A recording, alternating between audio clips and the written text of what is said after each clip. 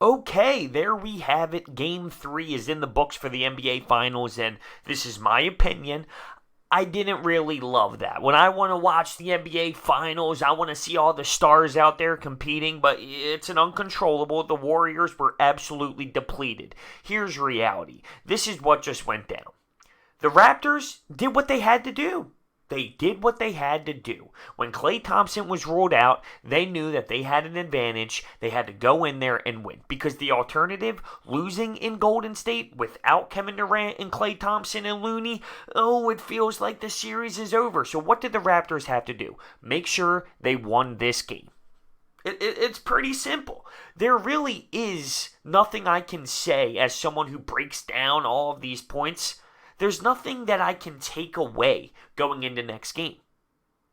Unless the injury list stays the same for Golden State and it's the same lineup, then my takeaway is, the Raptors are totally going to win this basketball game again.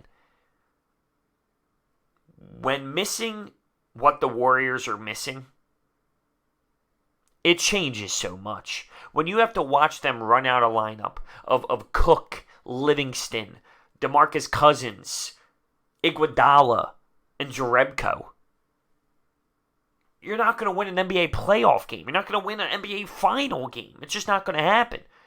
Steph Curry could only do so much. He scored 47. He was unbelievable, making insane shots.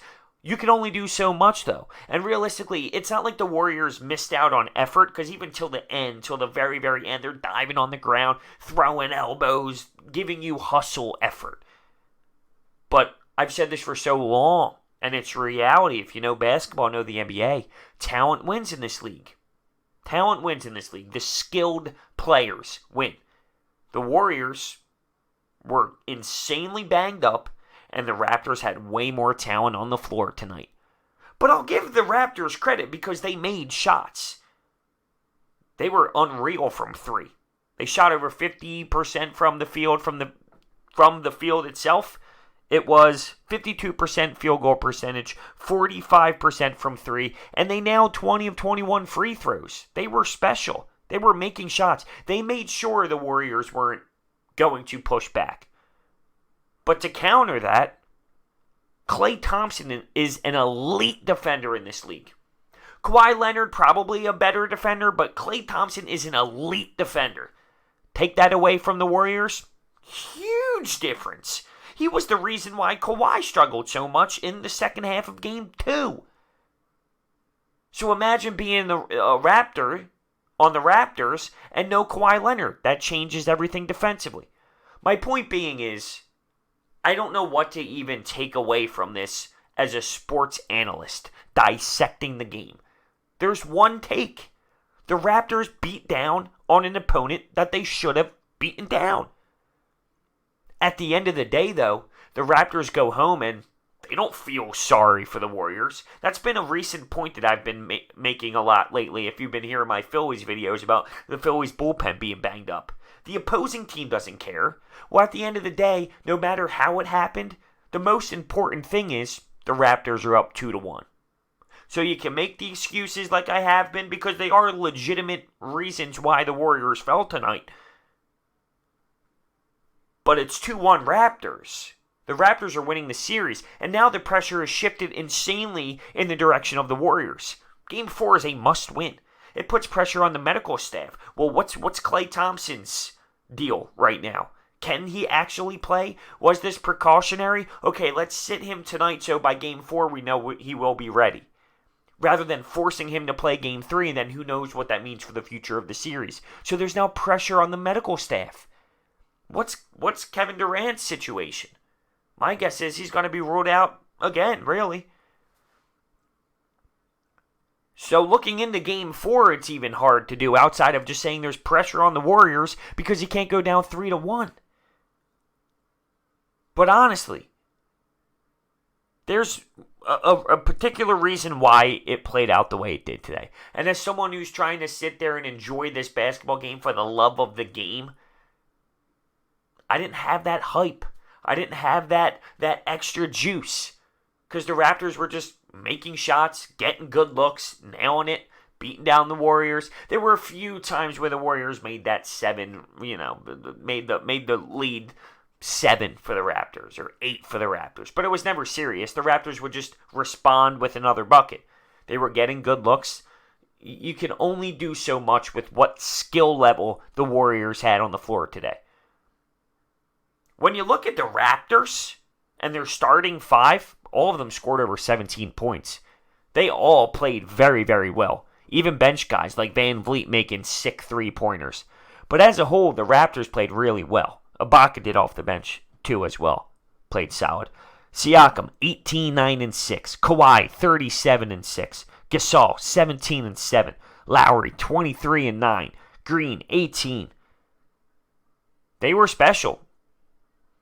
They were special. The real question is, would they be able to get that type of production with someone like Klay Thompson out there? And who knows if we will see in Game 4 or not. We just don't know where everybody is when it comes to their health right now with the Warriors. I have to give credit to the Raptors fans, too. I heard them. They were obnoxiously loud. Even making buckets when the Raptors were just making buckets. A huge cheer. A Let's Go Raps chant. Who would have ever thought you would hear that in the Oracle? The Raptors fans did a hell of a job, a legit hell of a job, traveling to the Oracle and making sure that they were heard. Very impressive. I'll give them a nice clap for their work ethic as a fan base. I'm not going to say I'm bummed because there was some sort of splash involved as the Warriors made tiny pushes that were never really legit. I wanted more. I should have expected that, though, and I did. I did expect it. I even tweeted before the game. You can follow me at Broads81. I'd be impressed if the Warriors found a way to win this. I'd be very, very impressed. Because there was just no way. For the Raptors fans that wanted to complain about the referees in Game 2, what did I say? This happens in every game. Every game there is trash referees in the NBA. It's just what you expect now. It's just what you should know is going to happen. That was so poorly officiated on both sides. It blows my mind that the NBA as a league have these people doing the NBA Finals. It's tough to do full speed. I'm not saying it's an easy job, but if you're the NBA, you got to find a way to have your people more ready to go. Whether that's more training or whatnot. You're talking about goaltendings where clearly hit the glass before the block. What are you watching if you're not watching that play? There was another play where the ball was out of the cylinder, but they said it was in the cylinder. It wasn't even close. Bad charges and block calls. It was a mess on both sides. This is the NBA Finals we're talking about. I shouldn't sit there with my feet up, petting my dog as he chews his new bone, and say, Renzo, I told you this was going to happen. He wasn't even paying attention to me. That's the worst part about it. I'm excited that the next game isn't so far away. We get the game Friday night. It's been ridiculous having to wait so long. I want my NBA Finals. We're going to start hitting a nice stretch here of some basketball games. I'm intrigued, though, because now, like I said, the pressure is all shifted back to the Warriors. And what are they going to do? And who's going to play? Are they going to be healthy enough to go out there and compete? Because if not, I'd be concerned if I was a Warriors fan, and there's nothing you can really do about it. Their magical run has been so insane as it is, and they've never had to deal with something like this. This is, I don't even know. It's unexplainable. They are dropping like flies, and we'll see if it costs them a championship or not. Klay wanted to play so badly.